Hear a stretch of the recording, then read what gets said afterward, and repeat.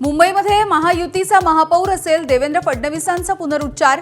भाजप की शिवसेना या प्रश्नावरती फडणवीसांचा त्रिवार निर्वाळा। भाजप विरोधी पक्षनेतेपद देत नसल्यामुळे संजय राऊत संतापले। दोन्ही सभागृहामध्ये विरोधी पक्षनेता नाही।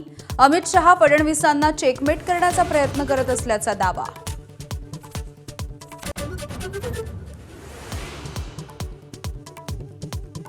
वेगळ्या विदर्भावरून संजय राऊत आणि विजय वडेट्टीवारांमध्ये जुंपली। काँग्रेसनं कितीही आटापिटा केला तरी वेगळा विदर्भ होणार नाही, राऊतांचा इशारा। तर राऊतांना महत्त्व देत नाही, वडेट्टीवारांचा पलटवार। नागपूरमध्ये मुख्यमंत्री युवा प्रशिक्षणार्थी आक्रमक। विधान भवनाकडे जाणाऱ्या आंदोलकांना पोलिसांनी रोखलं। आंदोलकांशी चर्चा करून मार्ग काढू, गृहराज्यमंत्री पंकज भोयर यांचं आश्वासन।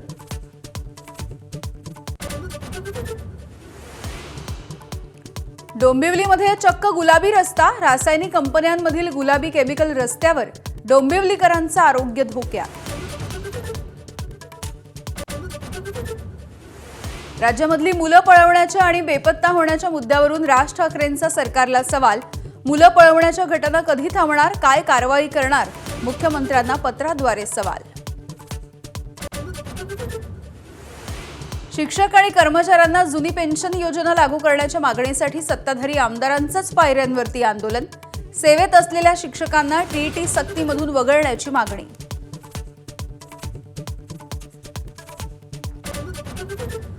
लिओनेल मेस्सीच्या 70 फुटांच्या पुतळ्याचं कोलकात्यामध्ये त्याच्याच हस्ते अनावरण। इडन गार्डनवरती फुटबॉलपटू आणि चाहत्यांना केलं अभिवादन। तर मेस्सी 10 मिनिटात निघून गेल्यामुळे चाहत्यांचा संताप।